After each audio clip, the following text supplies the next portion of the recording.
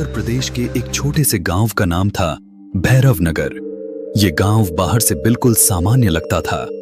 मिट्टी के घर, पुराने पेड़, शांत गलियां, सब कुछ वैसे ही जैसे किसी भी गांव में होता है। लेकिन इस गांव में एक चीज थी जो इसे बाकी जगहों से अलग बनाती थी। गांव के पश्चिमी किनारे पर एक घना जंगल था। जंगल के बीच में एक पुराना तालाब, काला तालाब। गांव वाले इस तालाब का नाम भी डरते डरते लेते थे। कहते हैं कि इस तालाब का पानी किसी ने सालों से नहीं छुआ। अगर कोई गलती से भी इस तालाब के पास चला जाए तो या तो वो वापस नहीं आता या लौटकर भी कभी पहले जैसा नहीं रहता। रात को अक्सर वहां से अजीब अजीब आवाजें आती थीं।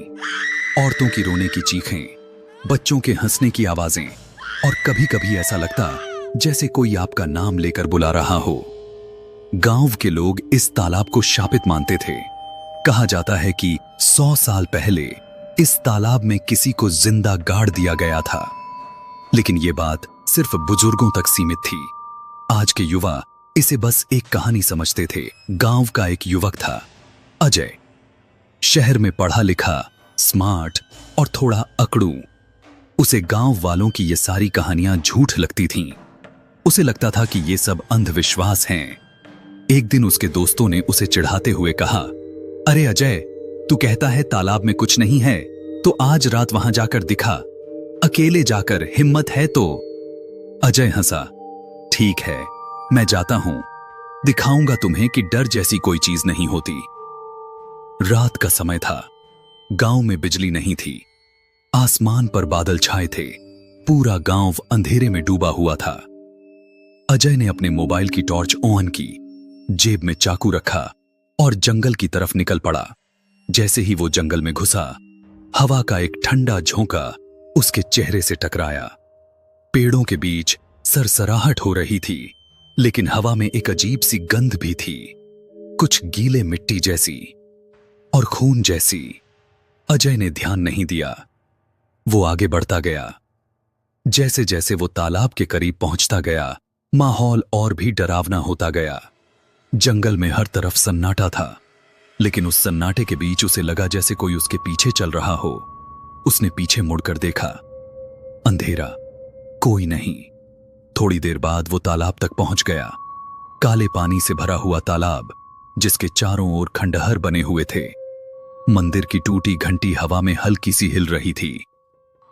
अजय ने हंसते हुए कहा, यह है वो भूतिया तालाब, कुछ नहीं है यहां।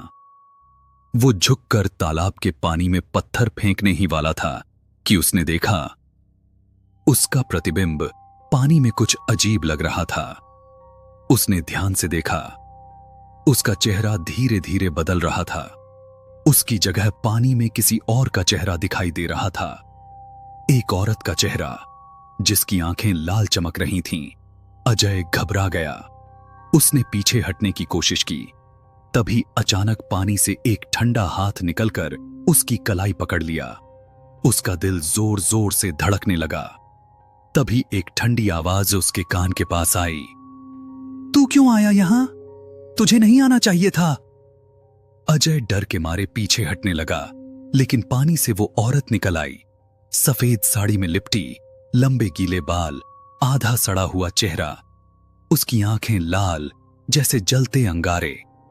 वो औरत धीरे धीरे उसके पास आई और बोली, मैं गौरी हूं, इस गांव की बहू।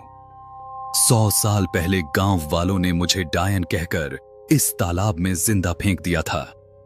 मैंने अपने अजन्मे बच्चे के साथ तड़प तड़प कर प्राण छोड़े। तब से हर अमावस्या को मैं किसी को बुलाती हूं ताकि मेरा श्राप जीवित रहे। अजय का शरीर कांप रहा था।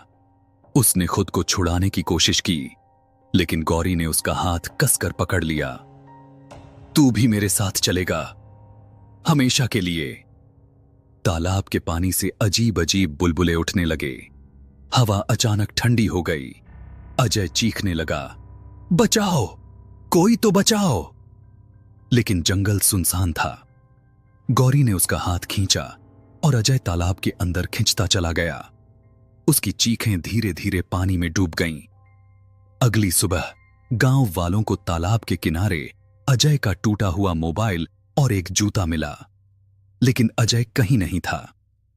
गांव वाले समझ गए कि काला तालाब ने एक और शिकार ले लिया। उस दिन के बाद गांव वालों ने तालाब के पास जाना पूरी तरह बंद कर दिया। अब रात के समय कभी-कभी जंगल से अजय की चीखें सुनाई देतीं और कभी-कभी लोग कहते कि उन्होंने तालाब के पास एक सफेद साड़ी वाली औरत को खड़े देखा है।